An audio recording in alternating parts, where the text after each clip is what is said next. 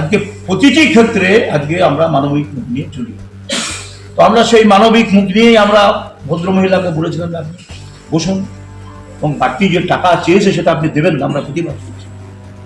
এই অপরাধে ওকে ট্রেন থেকে নামাতে চাই, তো বুঝতে হবে। এমএলএ সে একটা জনপ্রতিনিধি, একটা মহিলা যখন তাকে কোনো কমপ্লেন করছে তখন সে আসন ছেড়ে উঠে দাঁড়িয়ে তার সঙ্গে কথা বলার পর্যন্ত প্রয়োজন মনে করছে না।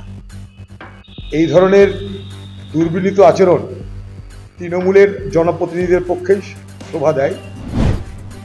টিকিট ছাড়াই সংরক্ষিত কামরায় যাত্রা, মহিলা যাত্রীর সঙ্গে বচসা নবগ্রামের তৃণমূল বিধায়ক কানাই চন্দ্র মণ্ডলের। সে ভিডিও ভাইরাল হতেই শুরু হয়েছে রাজনৈতিক চর্চা। জানা গিয়েছে অসংরক্ষিত টিকিটে ট্রেনে সংরক্ষিত কামরায় ভ্রমণ, তবে একটা নন, ভ্রমণ সঙ্গী রয়েছেন। এতদূর পর্যন্ত সব ঠিক ছিল, ব্যাঘাত ঘটল টিকিট পরীক্ষক টিকিট দেখতে চাওয়ায়। টিকিট পরীক্ষকের সঙ্গে বচসায় জড়ালেন নবগ্রামের শাসক দলের বিধায়ক কানাই চন্দ্র মণ্ডল। বচসায় মেজাজ হারিয়ে টিকিট পরীক্ষককে আদালতে যাওয়ারও হুমকি দেন তিনি। তৃণমূল বিধায়কের এই ব্যবহারকে কটাক্ষ করলেন প্রাক্তন রেলমন্ত্রী তথা বহরমপুরের প্রাক্তন কংগ্রেস সাংসদ অধীর চৌধুরী। তার কথাই, বিষয়টি কতটা সত্যি আমি যাচাই করে দেখিনি, তবে সত্যি হলে একজন জনপ্রতিনিধির কাছে এই ব্যবহার আশা করা যায় না। সাধারণ মানুষ কি শিখবে? যদিও এ বিষয়ে নবগ্রামের তৃণমূল বিধায়ক কানাই চন্দ্র মণ্ডল আজ সাংবাদিক বৈঠক করে বলেন, এটা বিজেপির উদ্দেশ্য প্রাণদিত বদনাম ছড়ানোর প্রচেষ্টা। তার কাছে বৈধ ট্রেনের টিকিট ছিল।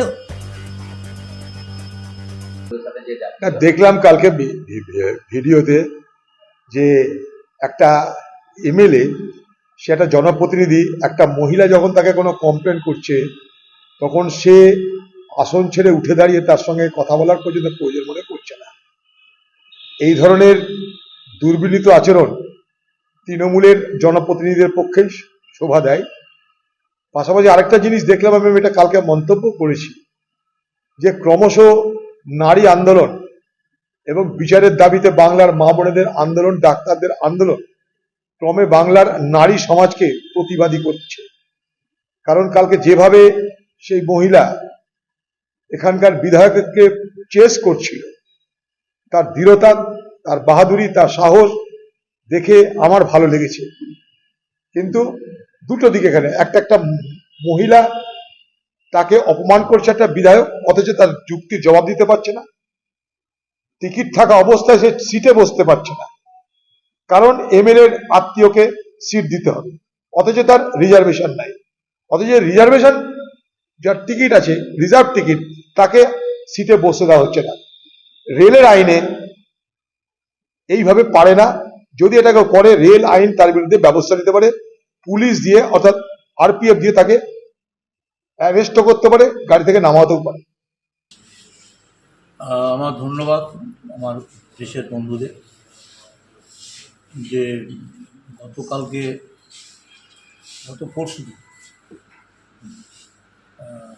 2 তারিখ হচ্ছে, 2 তারিখে আমি ইন্টারসিটিতে আমার নির্দিষ্ট টিকিট ছিল আরটিসি, এবং আমার সিট নাম্বার হচ্ছে 18 এবং 19।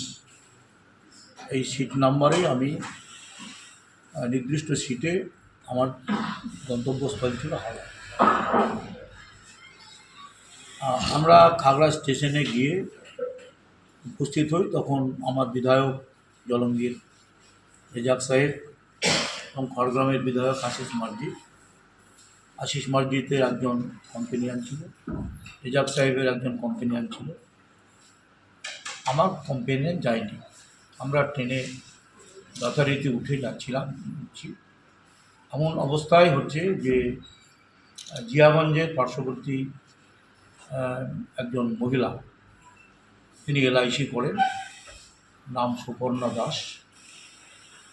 তিনি আমাকে বলেন যে আমি তো খুব কষ্টের মধ্যে ট্রেনে এলাম, আমার জেনারেল টিকিট আছে।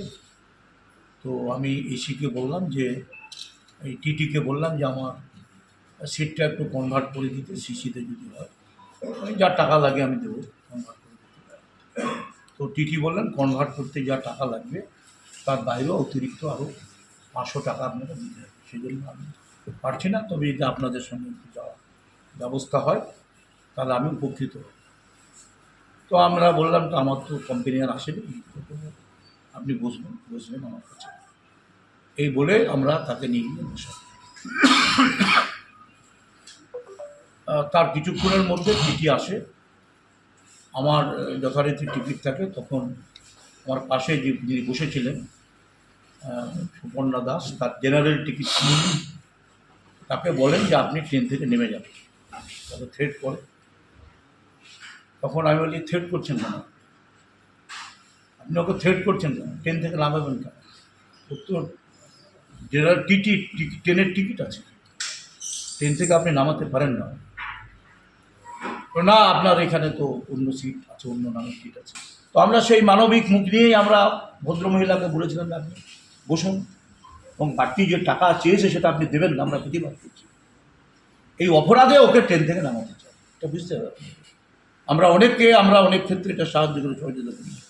তো আমি এই ঘটনা নিয়ে আমার অভিযোগ করার জন্য আমি খাগড়া স্টেশনে যারা অ্যাটেন্ডেন্স আছে তাদেরকে বলি তোমরা একটা কমপ্লেন করা হয়েছে, এবং বিভিন্ন জায়গায় কমপ্লেন হয়। আমাকে মালদা ডিভিশন থেকে ফোন করে বলে যে আমাদের টিটি অন্যায় করেছে। আপনি বিধায়ক জানতে পেরেও, যখন বিধায়ক আপনি জানছেন 3 জন বিধায়ক আছে, এটা জেনেও তিনি যে আচরণ করেছেন, অসভ্যতা করেছেন, এইটা আমরা মেনে নিতে পারছি না। এবং যে কারণে মালদা থেকেও আমাকে ফোন করে বলেছিলেন যে আপনাদের টিটিকে আমরা ব্যবস্থা নেব, সাসপেন্ড করবো। ব্যুরো রিপোর্ট, চেতনা নিউজ।